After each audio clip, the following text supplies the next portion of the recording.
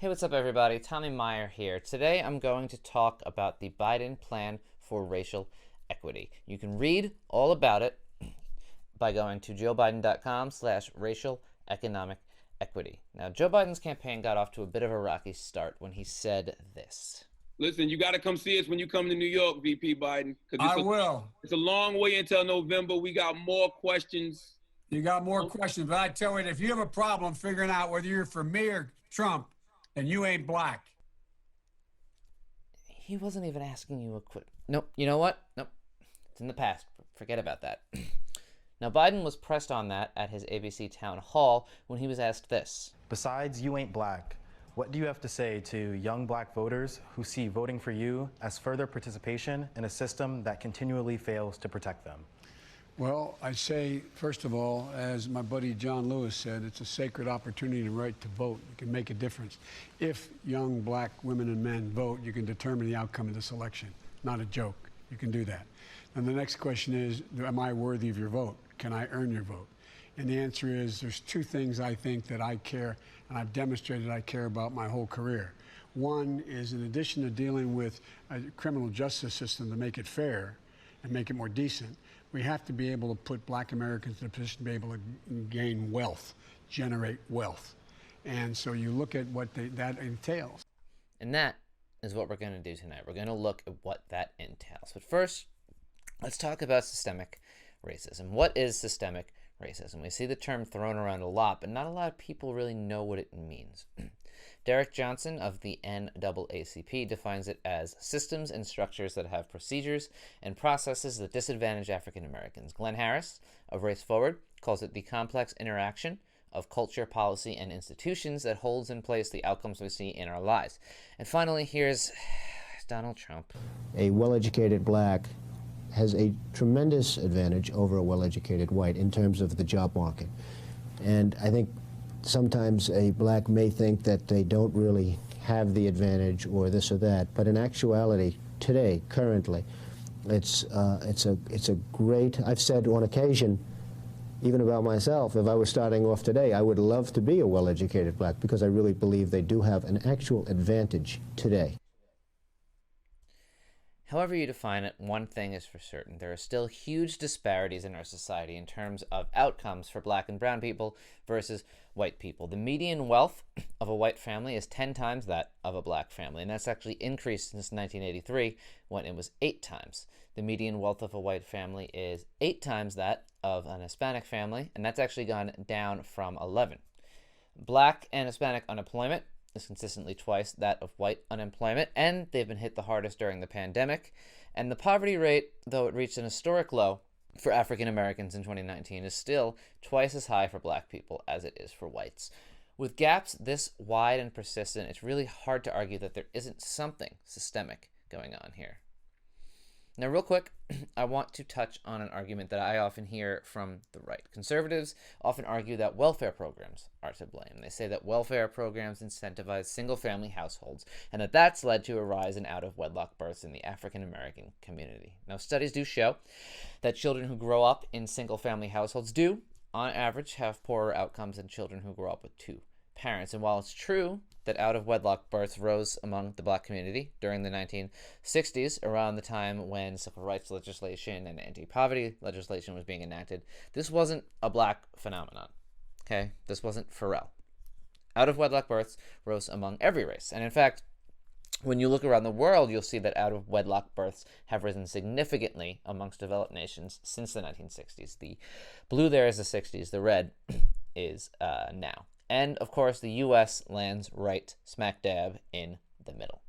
Moreover, according to Janet Yellen at the Brookings Institute, welfare benefits could not have played a major role in the rise of out-of-wedlock births because benefits rose sharply in the 1960s and then fell in the 1970s and 1980s when out-of-wedlock births rose the most. And since the 1994 welfare reform, which aimed to encourage two-parent families, out-of-wedlock births have continued to rise. And finally, the states with the largest black populations also tend to have the stingiest welfare benefits. Overall, I'd say that the evidence supporting the claim that welfare is to blame for the wide and persistent inequality in our society is lacking at best. Now on to the Biden plan. Let's start with policing. As I said over the summer, there are some startling statistics when it comes to African Americans in the police. 1 in every 1,000 black men can expect to have their lives ended by police. Black people are killed by police at 2.5 to 3 times the rate of white people, and police are the 6th leading cause of death for young black men. Biden's plan calls for creating strict national use of force standards, reining in qualified immunity, which protects government employees from being held personally liable when they violate someone's constitutional rights. He would use the full power of the Justice Department to address systemic police misconduct, just like they did in the Obama administration with Ferguson. Joe Biden does not want to defund the police. No matter how many times Trump says that, it will always be a lie. In fact, his plan calls for investing $300 million in the community-oriented policing service, which is something that Biden spearheaded as a senator. Investing in programs that partner mental health experts with police when they go on calls, in case there's a mental health emergency that the police are not trained to deal with, ending cash bail and replacing it with a risk assessment system. He would also end mandatory minimums and the federal death penalty and the federal government's use of private prisons and the federal crack cocaine disparity, decriminalize cannabis and expunge records for cannabis use convictions, end incarceration for drug use alone, diverting people instead to drug courts and treatment. And he would invest $1 billion a year in juvenile justice reform, including funding for after-school programs, community centers, summer jobs, prevention. Now, as far as education is concerned, there is currently a $23 billion funding gap between white and non-white school districts. Biden wants to close this gap by tripling Title I funding, which is funding that goes to schools where at least 40% of the students come from low-income families. He would require that the funds be used to pay teachers a competitive salary. That way these school districts can keep good teachers. He calls for providing universal pre-K, improving teacher diversity. Studies have shown that having just one black teacher can improve the outcomes for black students. He would double the number of mental health professionals in schools. As far as higher education is concerned, his plan calls for making public colleges and universities tuition-free for those making less than $125,000 a year. He'll also make historically black colleges and universities, or HBCUs, as well as tribal colleges and universities and other minority-serving institutions tuition-free. He'll invest $10 billion in 200 new centers of excellence, which serve as research incubators to connect students to fields in which they are underrepresented. He would forgive $10,000 of student debt for every year of national or community service you do, and provide 2 years of community college or other high-quality training programs without debt. As far as small businesses are concerned, because of disparities in wealth, access to capital, and outright discrimination, minority business owners have extra hurdles to get over in order to be successful. Biden's plan would spur more than $50 billion in additional private-public venture capital to black and brown entrepreneurs, funding state and local investment initiatives. He would expand and make permanent the New Markets Tax Credit, which is a tax credit that provides incentives for people to invest in low-income communities.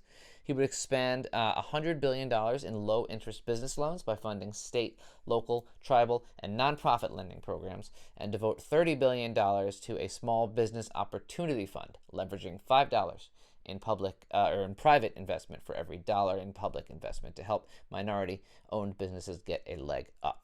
He would also strengthen and expand the Community Reinvestment Act, which encourages lenders to meet the opportunities of their local community, and double funding for community development financial institutions, which would make sure that black and brown communities have access to financial services.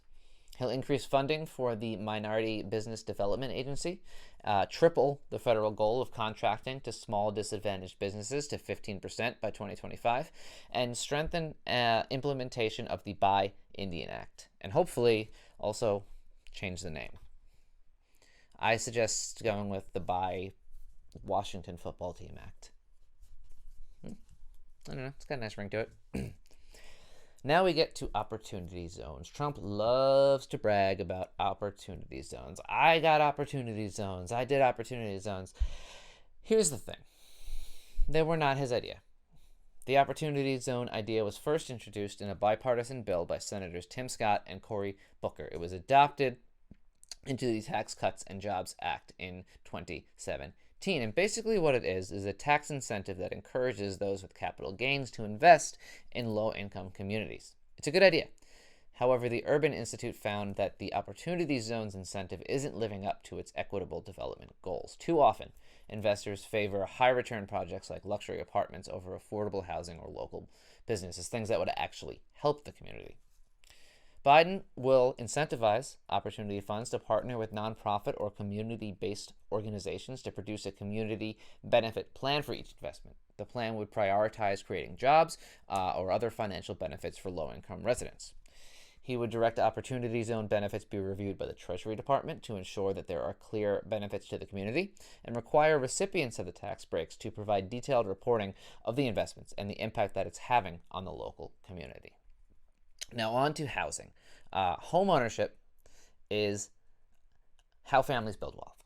A home is often the most valuable thing you own. Unfortunately, home ownership rates are significantly lower for people of color than they are for white families. And homes in predominantly black neighborhoods are worth, on average, $48,000 less than homes of equal quality in equal quality white neighborhoods. This puts black families at a disadvantage. Now, Biden's plan calls for creating a national standard for housing appraisals. He'll also provide an advanced tax credit of up to $15,000 for first-time home buyers. His infrastructure plan calls for the construction of 1.5 million energy-efficient homes and public housing units. He calls for creating a public credit reporting agency within the CFPB to make sure that credit scoring doesn't have discriminatory effects. And he'll create a new Homeowners and Renters Bill of Rights modeled after the California Homeowners Bill of Rights. He also calls for, finally, fully funding Section 8 housing. The current funding structure of the program excludes around 11 million people who would otherwise be eligible. It's never been fully funded. This alone could cut childhood poverty by up to a third, Columbia University found. He would pass the Legal Assistance to Prevent Evictions Act and create eviction diversion programs.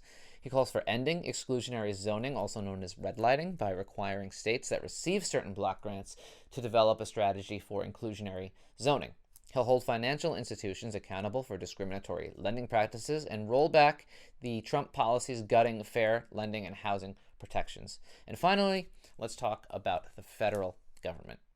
Biden calls for amending the Federal Reserve Act to require the Fed to report on trends in racial economic gaps and what actions it is taking to close those gaps. He'll revise hiring practices to create greater diversity, including on the Fed's Board of Governors, and apply Jim Clyburn's 10-20-30 rule, which ensures that 10% of federal funds go to communities that have had at least 20% poverty for the last 30 years.